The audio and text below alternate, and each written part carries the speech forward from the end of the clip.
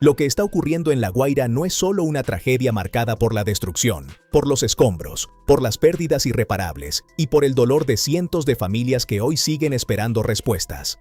También se ha convertido en un escenario de tensión, de denuncias, de temor y de profunda incertidumbre para quienes han intentado ayudar. En medio de la emergencia, cuando la prioridad debería ser salvar vidas, atender a los heridos y acompañar a los desaparecidos, han empezado a surgir señalamientos muy delicados sobre presuntas persecuciones, detenciones y obstáculos contra rescatistas, voluntarios y ciudadanos que han dado un paso al frente para colaborar con las labores humanitarias. La situación, lejos de calmarse, parece abrir nuevas heridas dentro de una herida ya enorme. La información difundida pone el foco en una realidad profundamente sensible. Mientras se realizan labores de búsqueda, traslado de ayuda y atención a las comunidades afectadas, algunas personas estarían siendo seguidas, intimidadas o apartadas de la zona de desastre. El problema, más allá de la denuncia puntual, es el mensaje que deja. En una tragedia así, cada mano que ayuda debería ser bienvenida, cada vida que logre salvarse debería importar por encima de cualquier cálculo político, y cada minuto perdido por trabas, miedo o desorden puede significar una diferencia fatal para quienes siguen atrapados entre ruinas. Uno de los casos que más inquietud genera es el de Wilmer Cruz, conocido en su entorno como el Topo de La Guaira. De acuerdo con lo presentado en la emisión, organizaciones de derechos humanos denunciaron su presunta detención por parte de cuerpos de seguridad. Se trata de una acusación seria porque, según el relato, Cruz habría sido reconocido por su participación en tareas de rescate y apoyo directo a damnificados. Si esto se confirma, no estaríamos solo ante una detención más, sino ante una señal alarmante sobre la manera en que se está tratando a quienes decidieron arriesgarse por otros en medio del caos. El nombre de Francisco La Armanda, integrante de Topos Chile, también aparece en el reporte como una voz que denuncia impedimentos para regresar a la zona afectada. Su testimonio, según lo dicho en el programa, apunta a que militares venezolanos no le habrían permitido volver al área de trabajo humanitario con su brigada, lo cual habría frenado una labor que seguía siendo necesaria. Esa clase de obstáculos en medio de una emergencia generan una mezcla de rabia, impotencia y tristeza, porque ponen sobre la mesa una pregunta dolorosa. ¿Cómo puede una brigada internacional, dispuesta a ayudar, terminar chocando contra barreras que no deberían existir cuando la vida humana está de por medio? También se menciona a Sebastián Martínez, quien habría expresado temor por su seguridad y denunciado persecución. Más allá de los detalles precisos que aún requieren aclaración, el solo hecho de que un ciudadano sienta que debe denunciar desde el miedo ya dice mucho sobre el clima que rodea esta crisis. Cuando la ayuda se mezcla con el temor, cuando la solidaridad termina vigilada y cuando hablar puede convertirse en un riesgo, la emergencia deja de ser únicamente un desastre natural o humanitario. Se transforma también en un problema de confianza, de transparencia y de derechos. Y es precisamente ahí donde la nota se vuelve más dura. Porque lo que debería estar ocurriendo en este momento es una coordinación abierta, limpia y eficaz entre autoridades, rescatistas, voluntarios, brigadas extranjeras y comunidades. En cambio, la emisión insiste en que el control de la información y las restricciones sobre el terreno estarían afectando el trabajo humanitario. Si esa versión se confirma, el daño sería doble. Por un lado, el de la tragedia misma.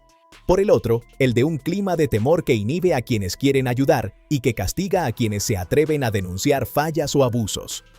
La emoción que atraviesa todo este caso no viene solo del dolor por las víctimas. También nace de la frustración de ver que, incluso en medio de una catástrofe, puede surgir la desconfianza hacia los propios rescatistas. Es difícil no conmoverse ante una escena en la que personas comunes, voluntarios, médicos, estudiantes, brigadistas y ciudadanos anónimos dejan atrás su rutina para meterse entre ruinas, levantar escombros y buscar señales de vida. Lo mínimo que se esperaría de cualquier autoridad en un momento así es protección, coordinación y agradecimiento.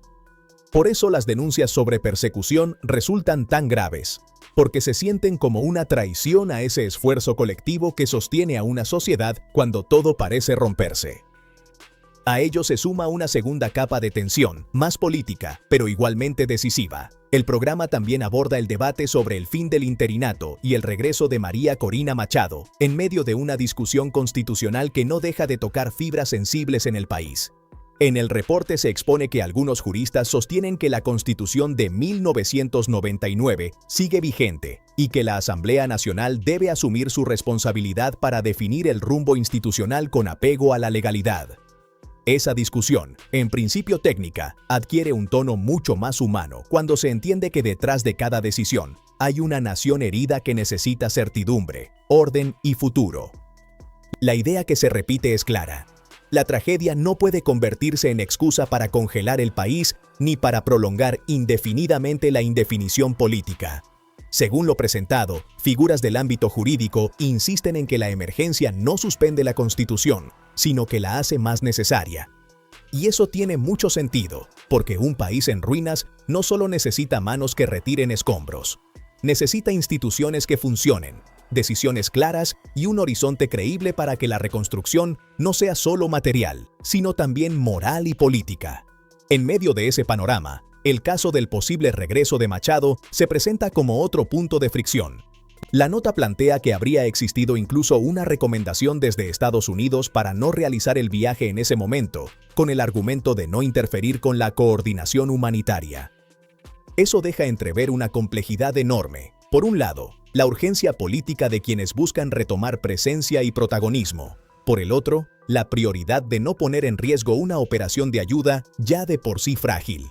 El resultado es una escena en la que todo parece moverse sobre una línea muy fina entre el deber político, la necesidad humanitaria y la prudencia diplomática. Pero si hay algo que le da un respiro al relato, aunque sea breve, es el papel de los jóvenes y de las universidades. La nota resalta que estudiantes de instituciones como la Universidad Central de Venezuela y la Católica Andrés Bello se han volcado a apoyar la emergencia, organizando donaciones, clasificando insumos, colaborando con centros de acopio y ayudando en el traslado de ayuda hacia las zonas más golpeadas. Esa imagen es poderosa porque devuelve esperanza. Mientras unos discuten, otros cargan cajas. Mientras algunos cierran espacios, otros abren brazos. Mientras el miedo se instala en ciertos sectores, hay muchachos y muchachas que deciden usar su energía para sostener a los demás. Esa participación estudiantil tiene un valor simbólico enorme. En sociedades heridas, la juventud suele convertirse en una de las fuerzas más honestas y más visibles de la reconstrucción. No por ingenuidad, sino por convicción. Ver a jóvenes abandonar temporalmente sus clases para colaborar en medio del desastre habla de una generación que, pese a todo, no está dispuesta a resignarse. Y en un contexto donde abundan las denuncias de persecución, ese gesto adquiere un significado aún más profundo. Demuestra que la solidaridad sigue viva y que todavía hay sectores que no aceptan normalizar el dolor. La nota también recuerda que no toda ayuda improvisada es necesariamente útil. Hubo denuncias sobre personas que habrían intentado hacerse pasar por estudiantes de la UCB para ingresar a zonas de trabajo, lo que obligó a reforzar controles y acreditaciones. Eso muestra otra cara de la crisis, la necesidad de ordenar la solidaridad para que no se convierta en un riesgo adicional. En medio del desorden, la confianza se vuelve un recurso tan importante como el agua, la medicina o los alimentos. Sin identificación, sin coordinación y sin claridad, incluso la buena intención puede terminar complicando el rescate. Y luego aparece el episodio que, dentro de tanta angustia, ofrece una de las imágenes más humanas de toda la emisión. El rescate con vida de Hernán Gil, un hombre que habría pasado casi 8 días bajo los escombros. Ese caso conmueve porque concentra todo lo que significa una operación de rescate real. La paciencia de los equipos, la desesperación de la familia, la esperanza que no se rinde y la respiración contenida de un país que necesita buenas noticias. La coordinación entre brigadas de varios países, el trabajo simultáneo por distintas rutas, la hidratación y el soporte brindado al sobreviviente dibujan una escena que recuerda por qué el rescate salva mucho más que una vida individual. Salva también la fe en la posibilidad de salir adelante. No es fácil escuchar sobre una persona atrapada durante días, sobre familias esperando sin saber si el milagro llegará, sobre brigadistas agotados luchando contra el tiempo, y al mismo tiempo, enterarse de denuncias de persecución contra quienes colaboran. Esa mezcla de esperanza y desgarro define muy bien el momento que vive. Por eso, esta nota no termina solo como un informe de daños. Termina como un llamado a la dignidad. Si algo deja claro todo lo expuesto es que los rescatistas no deberían ser perseguidos. Los voluntarios no deberían trabajar con miedo y las víctimas no deberían quedar atrapadas también en el silencio. La emergencia exige humanidad y la humanidad, en este momento, significa transparencia, coordinación, protección y respeto por quienes todavía están dando la pelea entre la vida y la ruina.